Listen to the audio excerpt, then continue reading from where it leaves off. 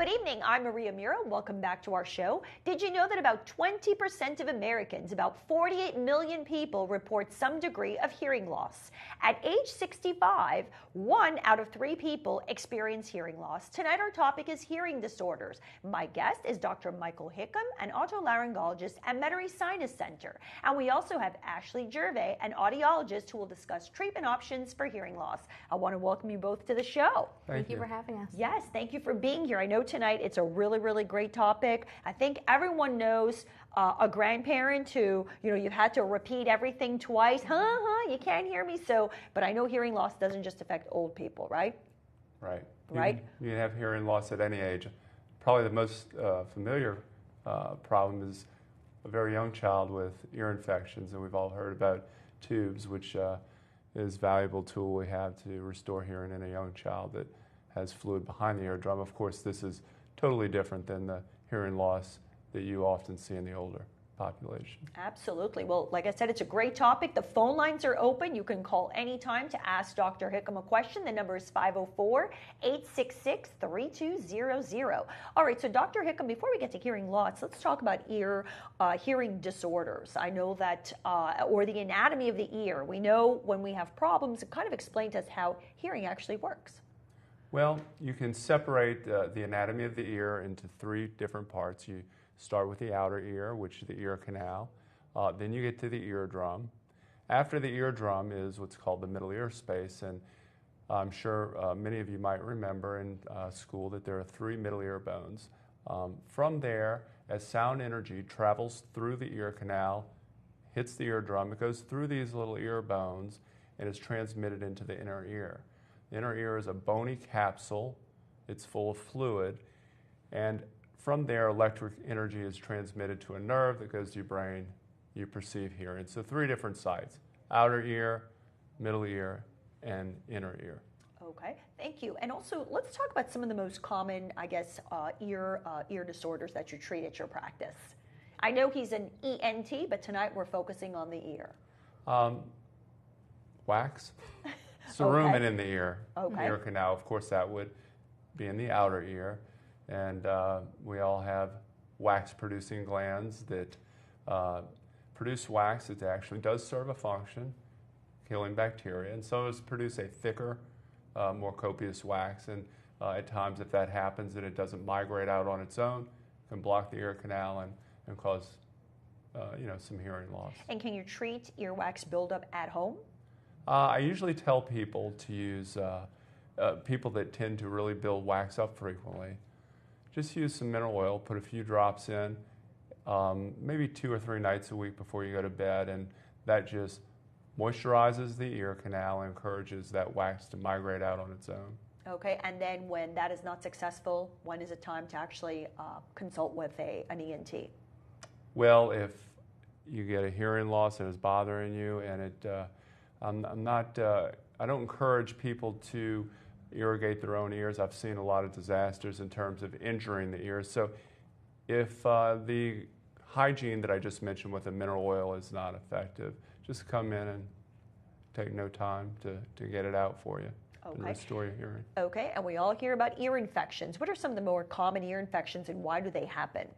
Well, if you start with the anatomy, working out to in, the outer ear, the ear canal, we've all heard of swimmer's ear, and that's what we call an external otitis, or inflammation of the outer ear.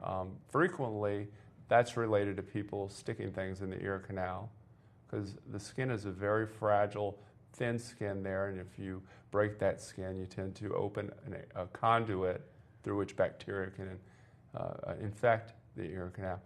Then, behind the eardrum, you have what's called otitis media, inflammation of the middle ear. Okay. And that's most often seen in children, but not always. Okay. And how do you treat this type of ear infection? Well, most middle ear infections are amenable to medical therapy, antibiotics.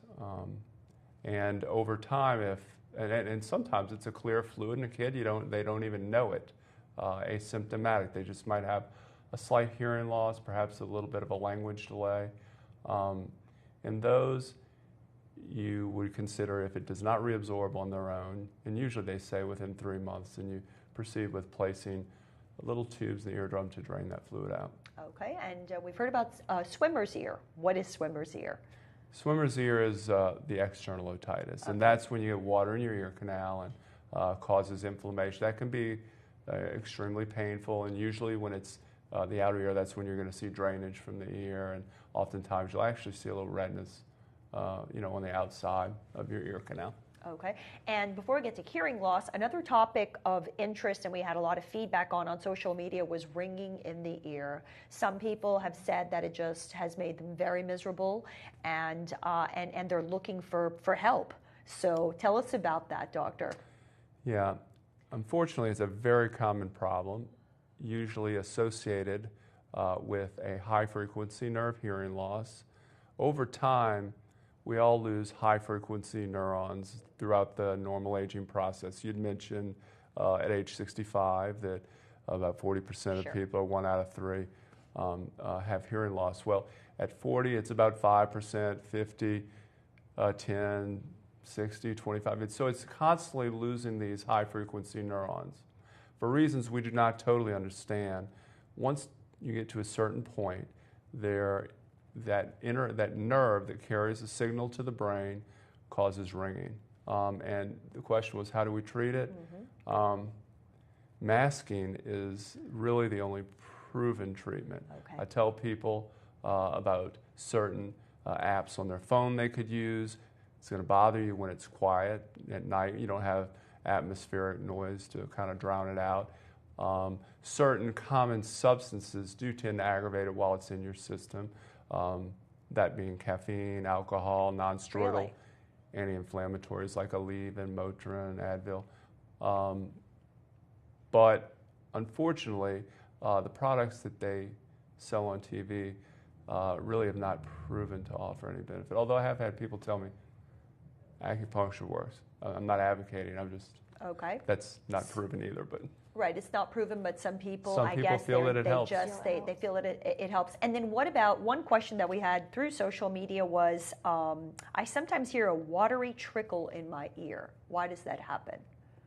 Well, that could be several reasons, but the most common for that, when you do start developing wax in the outer ear canal, take a shower, people will get a little water in the ear canal, and it gets caught between the wax and the eardrum, and as they move around, it kind of will slosh around a little bit. And it just goes away on its own. It'll evaporate, and if not, you take the wax out and remove it. Okay, very good. Well, let's get on to hearing loss so we can also talk to Ashley. Okay, so doctor, how common is hearing loss? I know when we opened up with the show, 48 million Americans have hearing loss.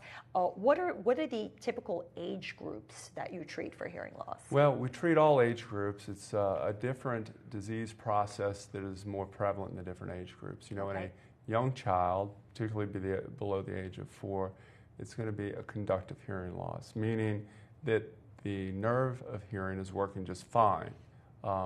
It's inflammation or fluid in the middle ear space, that being behind the eardrum.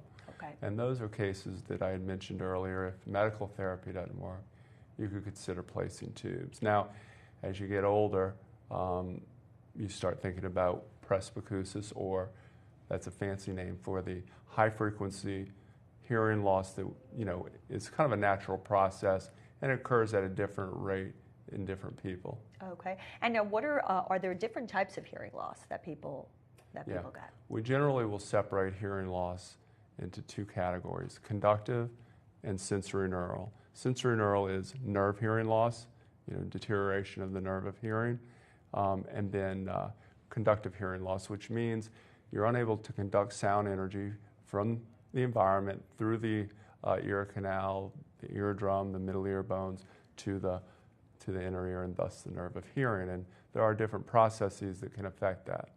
If you had an eardrum that was not intact, there was a hole in that eardrum for reasons of trauma, infection, that would not allow you to hear as well, not allow you to conduct sound energy as well.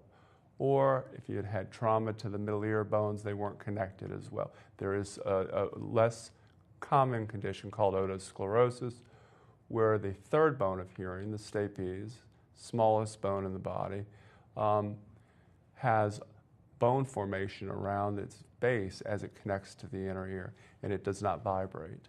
And so those are some of the problems that we'll see in terms of conductive hearing loss. Okay, and now let's talk about when a patient comes to you and, they're, I guess a lot of times I would imagine it's their family members who point out to them that they might be hard of hearing, as they say. Let's talk about the symptoms that you look for when a patient comes in. Well, just like you mentioned in the question, the patient's going to tell you, or the family members, as a person gets older, I just find that usually it's the family members that get a little irritated. The patient is usually saying they hear fine, but everyone's mumbling. That's usually a sign that you have that high frequency loss. You can hear, but you're not able to hear the higher frequency consonant sounds. So they sound like they're mumbling. Okay. But they're really not. And the interesting thing is that the louder you talk, when you have this disorder, the sound becomes uncomfortable earlier than if you had normal hearing. So that's why you'll see people as they get up in age who will say, "Could you please repeat that a little louder?" And then they'll tell you, "Well, you don't have to yell." Right. You know? Okay. Yes, definitely we've heard that a lot. And so, let's talk about the impact, on the quality of life that these patients, who have hearing loss have.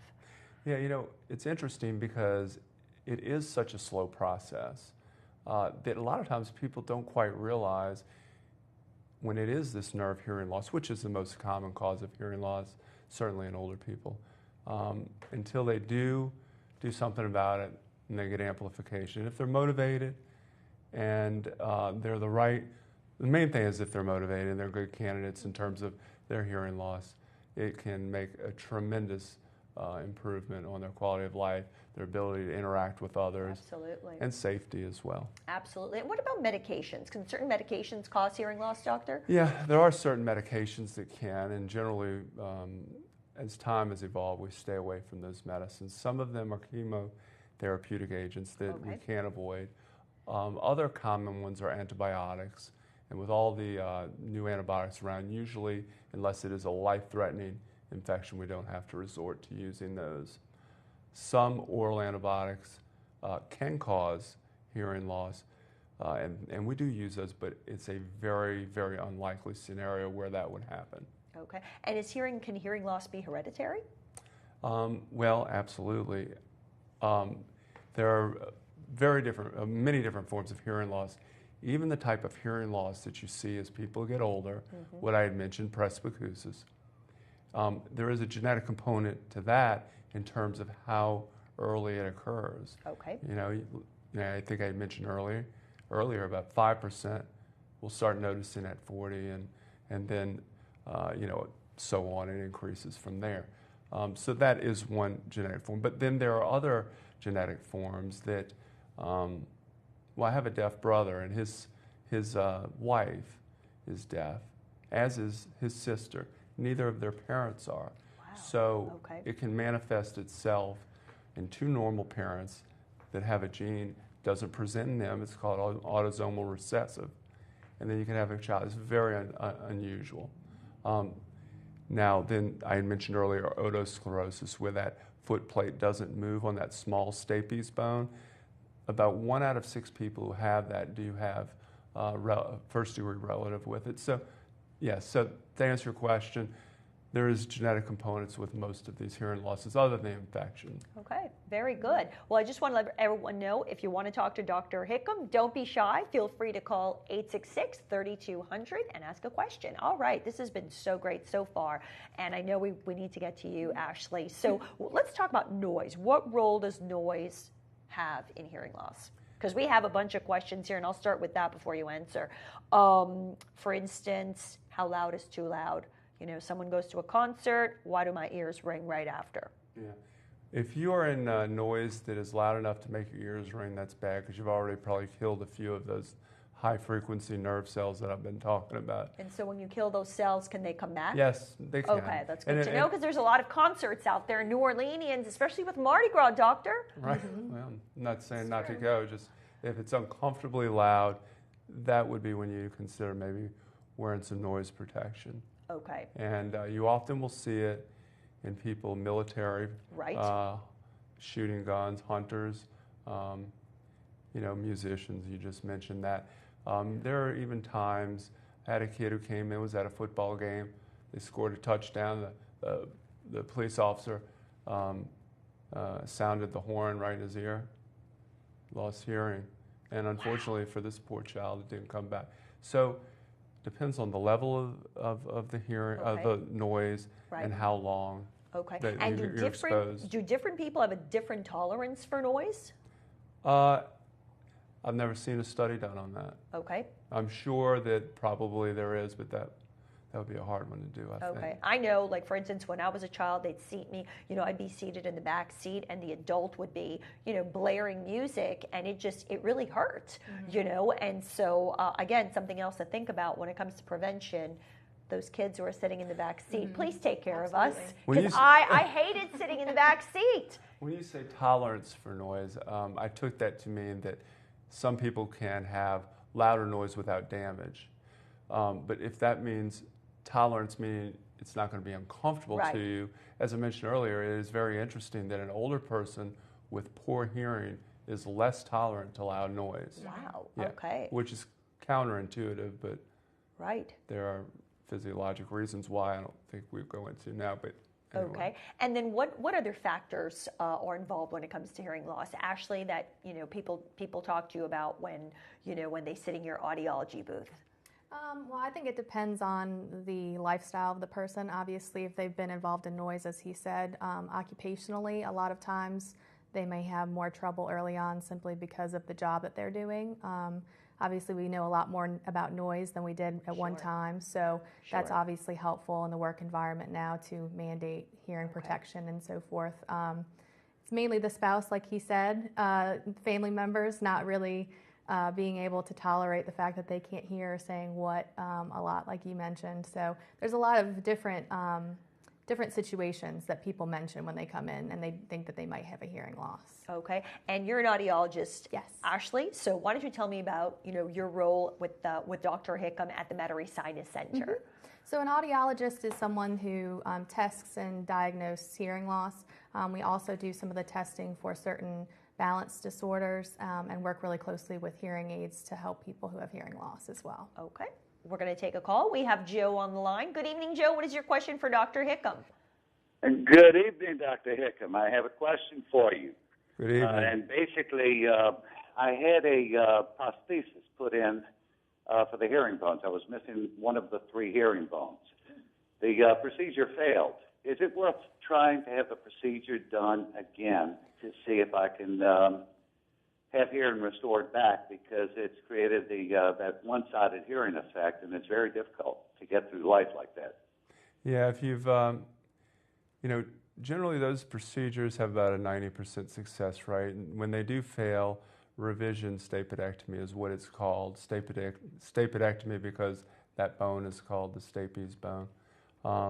More like a 70% chance of success. So I guess you kind of have to weigh the risks, benefits of having the surgery again, or simply trying a hearing aid, which is certainly an option. Okay, very good. That was an excellent question. So thank you for that call, Joe. All right, so let's get to the testing process. So because we only have about 7 minutes left. So Dr. Hickham, patient comes to your office, you evaluate them. When do you refer them to Ashley in audiology? Tell me about that. Well, once I identify what type of hearing loss they have, and it's not something that I can handle from a medical or surgical standpoint, and I speak with the patient, counsel them, they're ready for hearing aids, or first we'll get the hearing aid, or the hearing test to really determine exactly what's going on. Okay. And then really I leave that to Ashley to speak with the patient about if they'd be a good candidate for the hearing aid, and also to go down the line on what type of hearing aid would best suit them. Okay, and when it comes, you mentioned surgical options. What are some of the surgical options, and what type of disorders does the surgery require? Well, the most common is in kids and even adults who develop fluid or infection behind the eardrum that doesn't clear with medication, and I think that most people in the audience are familiar with that. There are other disorders, chronic ear disease, that require bigger surgical procedures. Okay, but most of the time, so then they'll consult with Ashley. So Ashley, tell me about the evaluation process and how that works. So generally we go through some case history questions just to get a better grasp on what the patient, where the patient is having trouble, any trauma and so forth to the ear. Then we move on to some more analysis of the middle ear space to just confirm or to see how well that eardrum is moving. If it does have fluid behind it, that can obviously cause a difference in your hearing as well. And then we move on to the hearing test itself. That generally starts out with some speech testing and allows us to see how well you can comprehend words at different levels. And then we move on to what they call pure tone testing, and that is what most people think of with the beeps, where we raise your hand or click the button for the tones. And that allows us to actually graph the hearing over different frequencies to see where the loss is. Okay, and then once you've determined that the patient does have, is it moderate to, tell me about the different levels of hearing loss. When we go 25 decibels or below is considered normal. Okay. Anything past that is considered a hearing loss for Okay. adults. Okay. So we go into mild, then moving on to moderate being less than that, moderately severe, severe, and then profound. Profound would be the worst hearing, the poorest hearing that you could have. Okay, so let's talk about hearing aids and where that fits into these different levels of hearing loss. Mm-hmm. So hearing aids can fit a wide variety of hearing losses from very mild to very severe. It just depends on the manufacturer and what they're able to accommodate.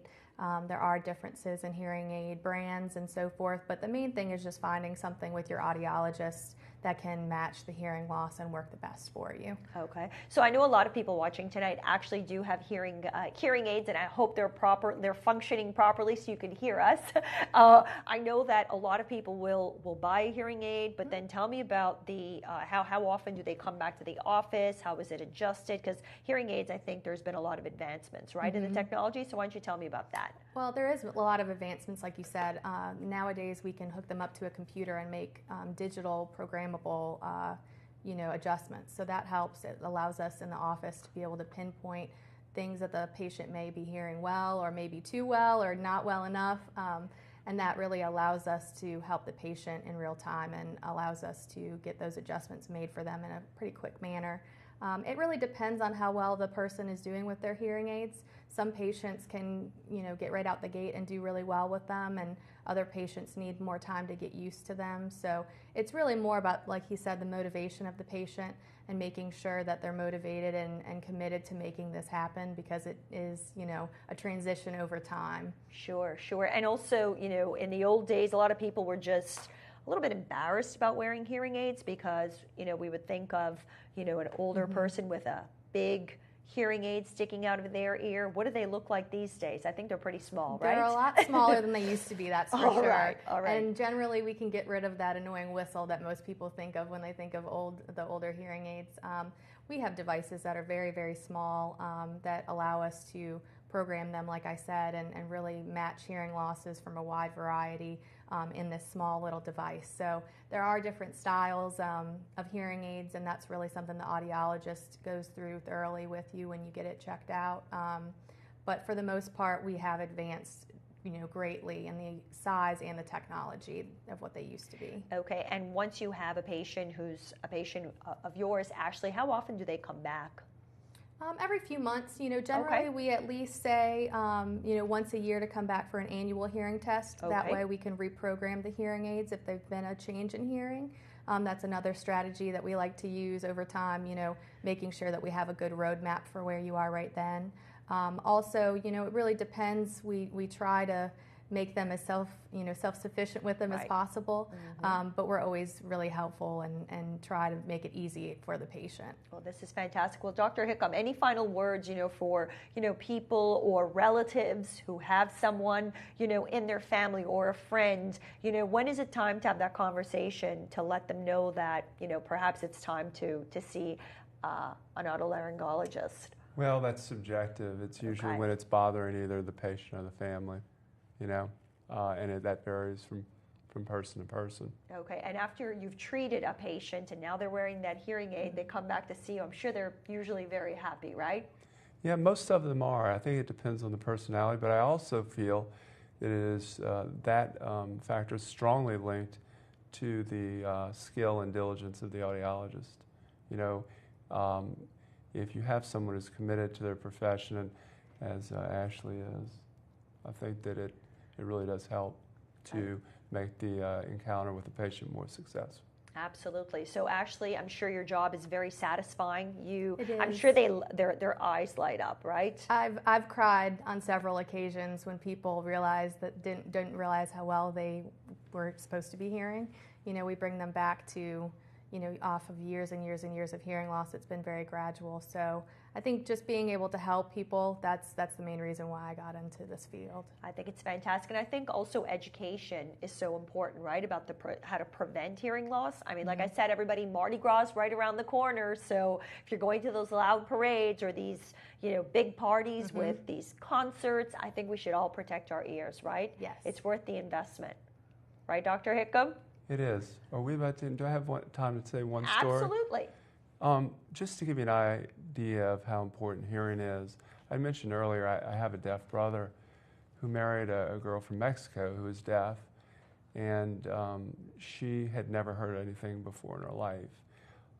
She was not interested in cochlear implantation, but I did bring her into the office and give her the most powerful hearing aid that you can possibly get. So I did, you talk about emotional, I did get to see her here for the first time at age 25, and it didn't make her to where she was able to communicate really, but she's got 2 small kids, and she can at least hear them yell and the doorbell. Anyhow, it goes to show how important hearing really is. Absolutely. Again, sometimes we take that for granted, so we definitely need to protect our hearing. Thank you so much for being here. Really appreciate it. All right, so for those of you who want to contact Dr. Hickham's office, you can call 504-889-5335, or you can visit MetaireSinus.com. I'm Maria Muro. I want to thank you for tuning in to Doctors New Orleans, and remember, if it's about health, we cover it, and we always enjoy hearing from you. Thank you for your calls tonight. We hope you found the show informative,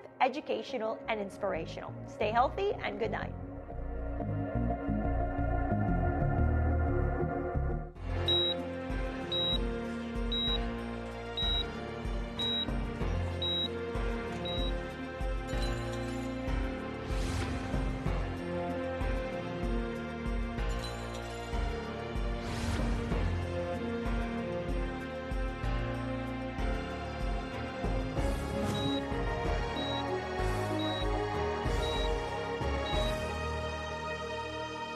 Doctors New Orleans is underwritten by Acadian Ambulance Service and New Orleans Living Magazine. What if there was a hospital that treated childhood diseases while still allowing kids to have a childhood? It would require thinking on a smaller scale in order to lead to bigger possibilities. It would require doctors and nurses with imaginations as big as those they treat. It would require putting children's lives before all else. It would require a hospital whose singular focus is children. That's Children's Hospital New Orleans, caring for every child as our own.